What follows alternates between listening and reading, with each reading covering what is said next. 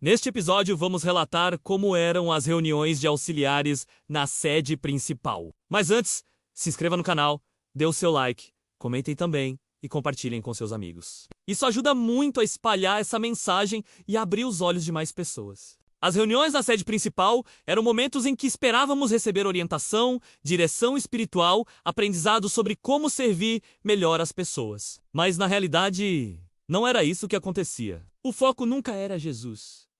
Nunca era a palavra de Deus ou a salvação das almas. O foco era cobrança, pressão e números. Entrávamos no salão e já sentíamos o peso do ambiente. O discurso era sempre voltado para estatísticas.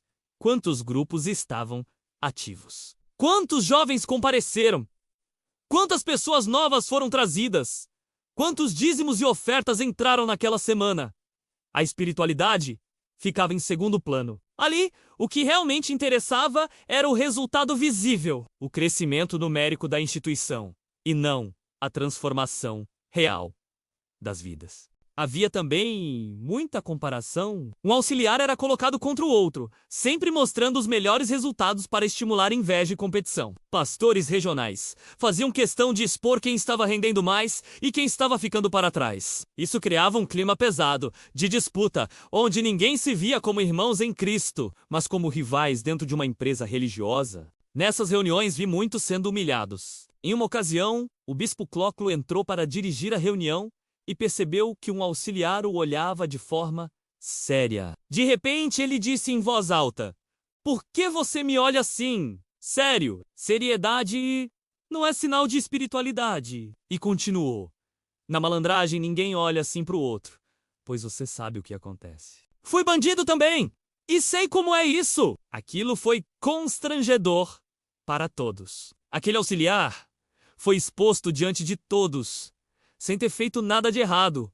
apenas porque olhava com seriedade. E, para completar, depois de muitos anos, ainda tive o desprazer de trabalhar com esse mesmo bispo, um hipócrita e beberrão. Me lembro também que em uma dessas reuniões, encontrei um amigo que havia sido obreiro comigo. Nós conversávamos bastante sobre a obra e sobre as dificuldades que enfrentávamos. Um dia, ele me mostrou um caderno. Nele estavam escritos muitos propósitos e campanhas. Ele me disse: "Você precisa ter um caderno assim para guardar os propósitos das reuniões que você faz." E me lembro de um que ele sugeriu: fazer um propósito de se vestir todo de negro, colocar um caixão dentro da igreja como se fosse um sepultamento, e pregar essa campanha para as pessoas. Que loucura! Vejam o que as cobranças faziam na cabeça de um auxiliar.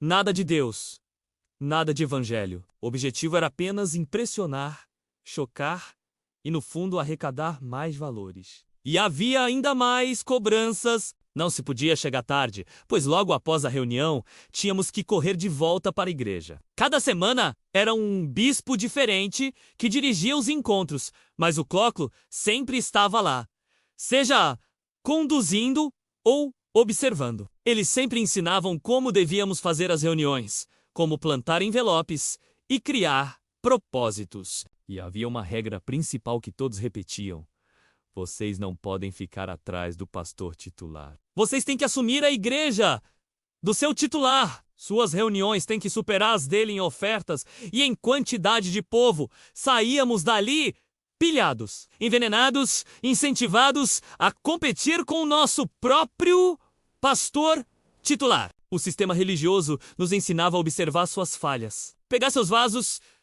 conquistar o povo que era dele e tomar para nós a própria igreja. Não havia união, não havia parceria. Era cada um por si, numa corrida pelo poder e pela aprovação da liderança. E era isso que mais me entristecia.